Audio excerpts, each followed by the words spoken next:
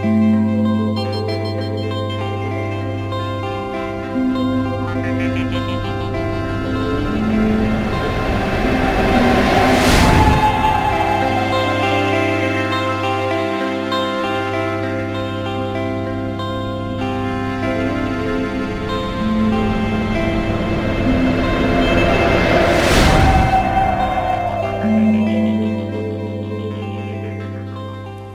I'm David Tower and welcome to the Theories of Everything program on Channel 3. Viewers, about a year ago I ran a program looking at the beginning of life, the evolution of life and its future. On that program I suggested that one of the major headlines that we might be confronted with over the next 10 years might be something to the effect of life creates life. In other words, humans would have reached the point where they could create life itself. This would have, of course, enormous reverberations through all our society. Well, in fact, it appears that my predictions may have been a little conservative, because even over the last year there have been some major advances in this area. We can't quite get to that major headline, but we're getting very close to it. So perhaps in this program I'll be able to bring you up to date on some of the theories relating to the creation of life, and give you a snapshot of what's going on and what the future might hold. One of the problems, of course, is in the definition of creation. Creation covers a whole range of options, and these options will be the ones that we cover in this program. Let me give you an idea of this. For example, creation might also include the resurrection or the resuscitation of life, as Professor Michael Archer called it in a recent program, in which I interviewed him on the recreation or resuscitation of the thylacine or the Tasmanian tiger. That's a huge project. That's bringing back a past extinct species into our current environment. That's one form of creation. Another form might be the reverse of that almost, re-engineering life, taking current life and re-engineering it back into its past forms. And there have been several spectacular beginnings to that option. Another form of the creation of life might be to clone a new species, and this is already occurring with the yeast organism, for example, which we'll discuss briefly. Not quite a complete new life form, but a new species. Another major area of research is in tinkering or manipulating the code of life, the codes being the bases in the genome, in the blueprint of life that produce the amino acids that produce the proteins of which we're all made up. So playing around with those codes and creating a new type of species again, a new form, a totally new form of species perhaps in the future is implicit again in the definition of the creation of life. And it goes on. There's projects currently underway looking at the creation of artificial chromosomes. Again, creating a new form of life, one that's never been on the planet before. And then there's the big studies, the sort of seminal studies going on to decide whether we can create from scratch a cell as life began in the first place, in its first origins. To be cracking the code of the beginning of life itself on this planet and on other planets throughout the universe, no doubt. So viewers, we'll take a flyover of the latest theories. I'll bring you up to date. This is really part of our big picture series in which we examine the big questions of life. Viewers, let's begin with the resurrection of life. Let's take a quick look, as we did in a previous program, at the thylacine project, for example. Now the object here is to capture some DNA from cells in now extinct Tasmanian tigers, implant them in surrogate cells, in surrogate eggs inside a Tasmanian devil, for example, a close relative ideally, and hopefully if the DNA has been captured successfully, put together successfully and inserted in another cell, then we're able to produce this animal from the past.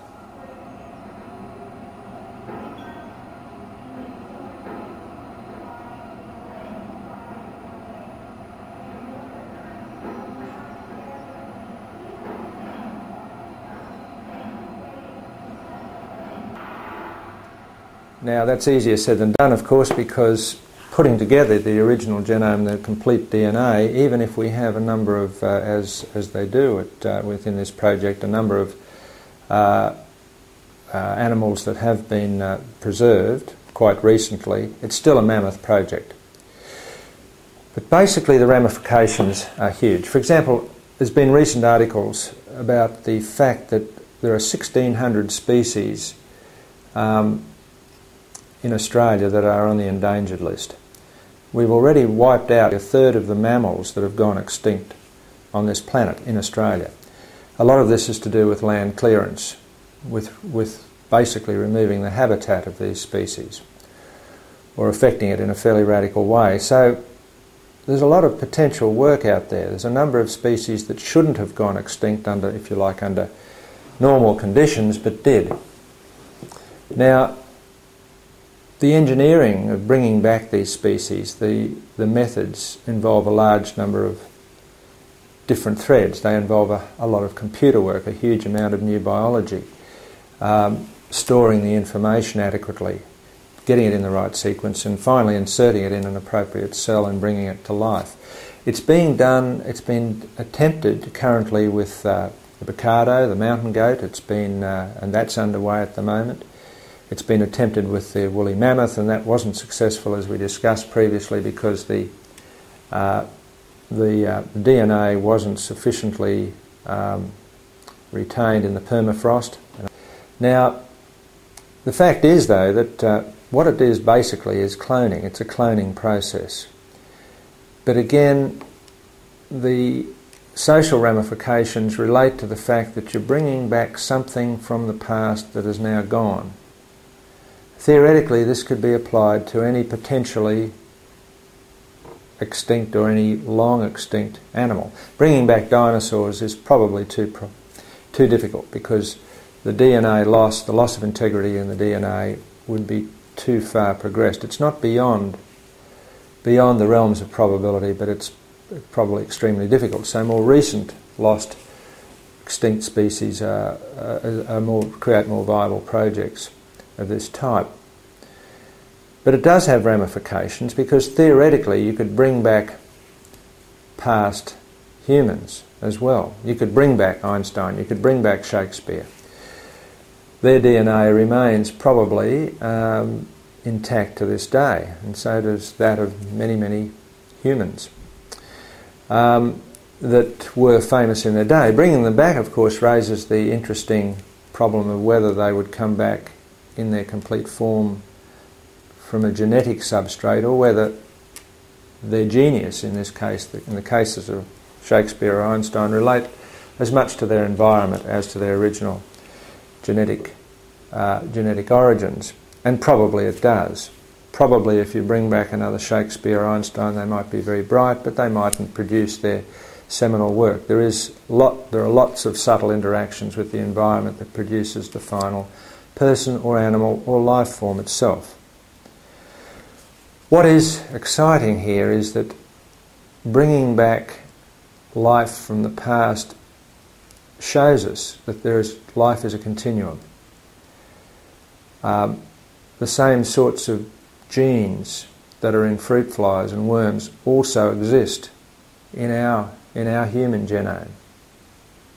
Largely modified, combined with all sorts of other material, but they're still there. It shows that life from the very beginning, from the first cells, to us here now, and us, whatever form we take in the future, are a continuum. We should see life as a continuum, not a number of discrete different species and entities and different races on the earth. Viewers, the second category that we mentioned is in the form of re-engineering life, going back to our ancestors, or ancestral species, if you like.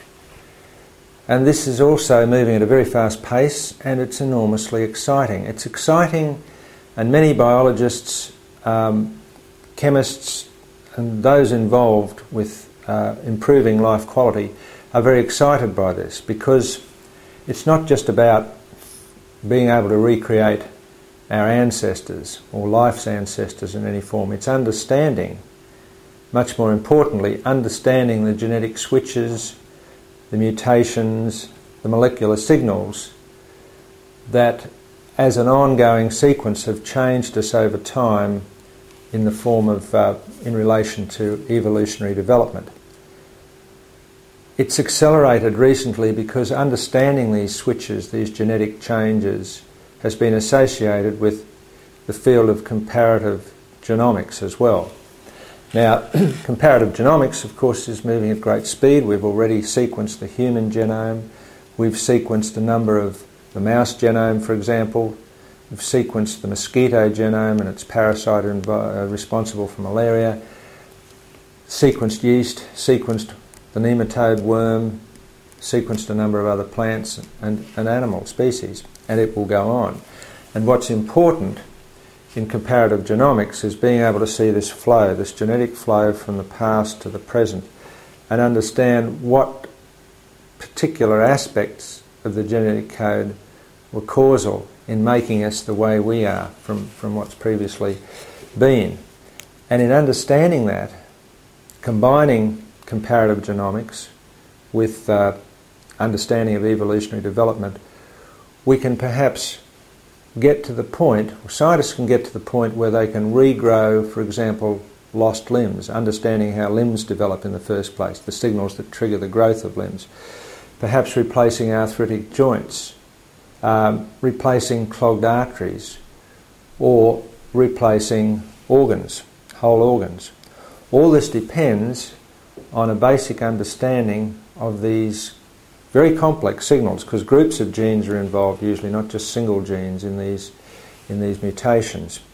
And the genes have to be switched on, off at the right time. They have to interact with the environment of the cell in the right way. So it is very complex. But so the benefits are there for humans in understanding this. It also raises that incredible possibility of taking a current form of life, such as a chicken, a bird, and re-engineering the changes that have gone on and recreating dinosaurs, because it's now accepted from paleontological evidence that birds evolved from forms of dinosaur, perhaps not the huge Tyrannosaurus rex, but smaller dinosaurs.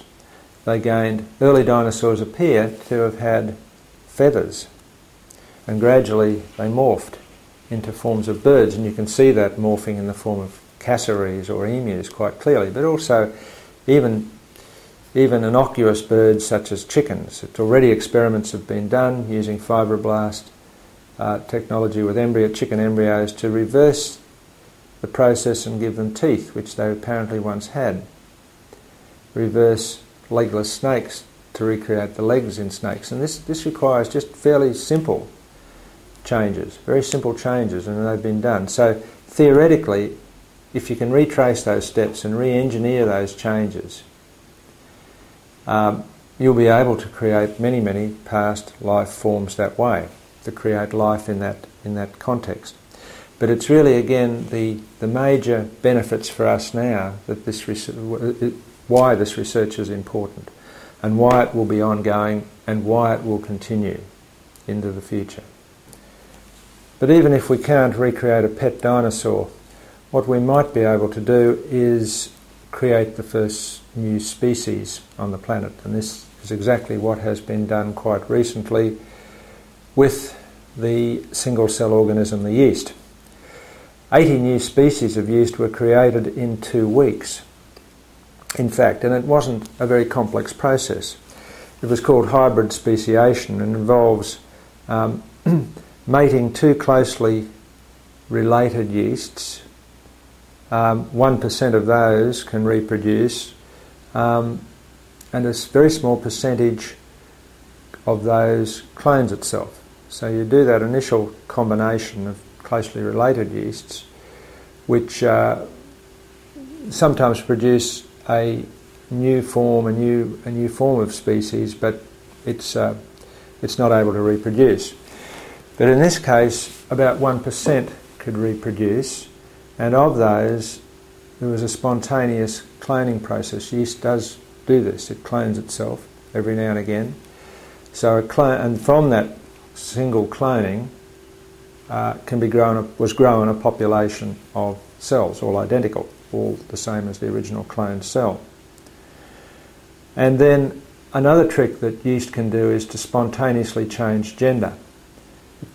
And this occurs again within that cloned population of cells. That occurs, it did occur, and from there they took the original cells from the original cloned population, as well as those that spontaneously change gender, which again occurs naturally, frequently, combined those two and produced a completely new species. The first time a new species has been produced in a laboratory. Relatively simple, anyone can do it, well, virtually anyone can do it in their home lab. A stunning breakthrough, but one that was very simple, but one that was just out there waiting to happen once an understanding of cloning and genetics was applied.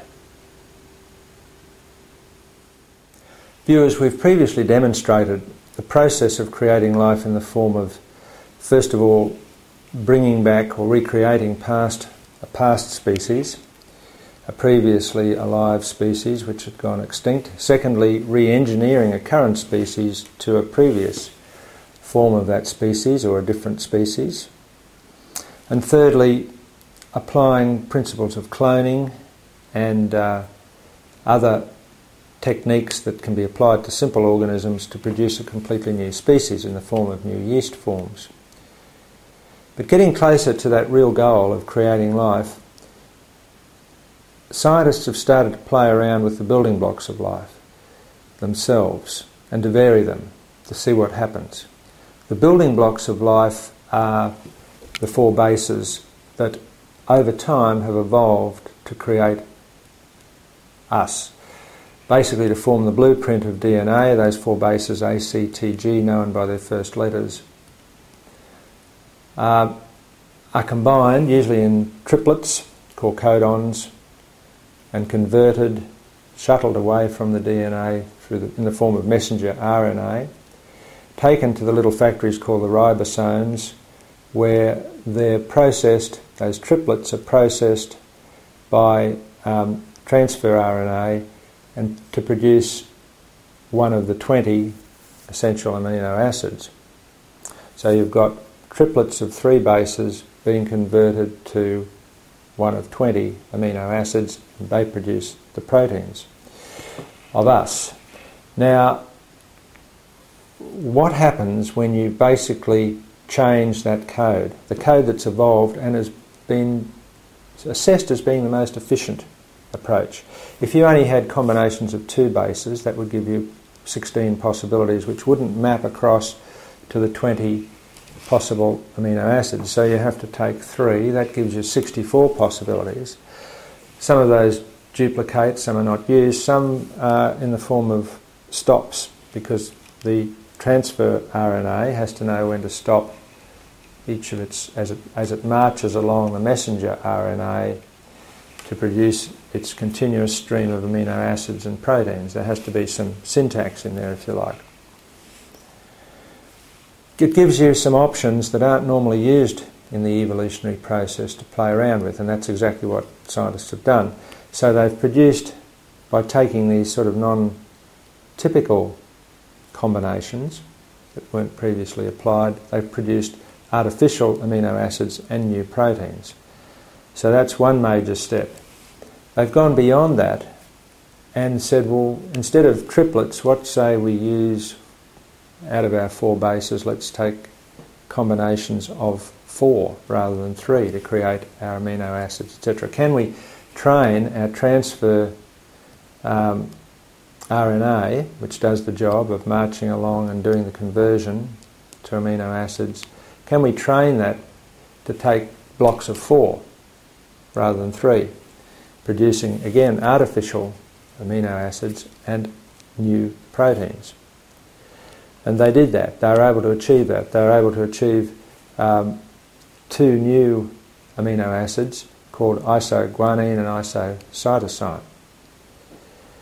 And then they sort of went to the next step and said, let's not just have 4 bases, let's have 5 bases. And that can expand our options again and produce, again, different forms of amino acid and different because there are many forms beyond the 20 that we require for life, and again new proteins. And they've done that. They've done that over the last few years. So this is, and they've sort of trained bacteria to accept these new amino acids and proteins which would normally be quite poisonous, but bacteria, being flexible little animals, can adapt and use a small proportion, are able to use those artificial amino acids, and eventually turn into an entirely, if you like, different organism. So this is what's going on at the base level. You can see some downsides. It can be problematic if you produce an organism that is able to get out of the lab and take off. So there has to be extraordinary precautions taken to stop that risk. And they have been, but nothing's perfect. So this is an ongoing thing that's going on deep in the bowels of science and various research labs as we speak. Viewers, this isn't the end of the story. As we mentioned at the beginning, there is now work going on to create complete artificial chromosomes within an organism. The lowly bacterium, again, is the trial organism. The person who's doing it, or leading the project, is Craig Venter, who was the first private, who headed the first private syndicate to sequence the human genome. There was a public group funded by government, public money, and the private group. They had virtually a tie on who was going to sequence the process first, sequence the human genome. Now, Craig Venter has turned his attention to producing this minimal organism, this artificial organism, which could have direct applications in, for example, cleaning up nuclear waste or taking carbon out of the atmosphere or whatever. Regardless, it's been possible to reduce a bacterium DNA down to 300 basic genes and still have it metabolise and reproduce. This, if you like, is the minimum genome that an organism can have to survive, just 300 genes. Most organisms have at least 10, 20, 30, 40,000 genes. Now, how is it done? Well, first of all, you take the DNA and you extract the genes and leave the bits and pieces, the structure, the telomere, the centrome, and then you insert new genes. And again, you come up with something brand new. It's pushing the envelope of science. It's constantly trying to achieve the next big thing with some payoff for humanity. But again, there are lots of unknowns. There's lots of question marks on the whole ethics, on the way these new organisms may interact with, if you like, natural organisms. But the process goes on, and it's driven by the human's quest for knowledge, human's quest for the next thing, for the next challenge. And so it will continue. Viewers, in this brief flyover, we've seen some of the methods, some of the techniques, some of the latest discoveries relating to the creation or recreation of life. But we haven't really touched yet on the immense amount of research going on to discover the very origins of life, how the first cells formed, how the first DNA, RNA and proteins evolved from early spontaneously self-replicating polymers, perhaps powered by radioactivity, energy sources, hydrothermal vents or ultraviolet light. However, one thing we've discovered in this program and many others is this knowledge discovery process is not stopping. If anything, it's accelerating. Humans, in a sense, are on a treadmill, always enticed by the glittering potential of new knowledge and the benefits it might bring. And so it'll go. However, as far as understanding how life was first created, and as far as the realisation of that headline, life creates life, I think that will happen a lot sooner than later. I'm David Tao, and you've been watching the Theories of Everything program again. I'll look forward to seeing you again next week.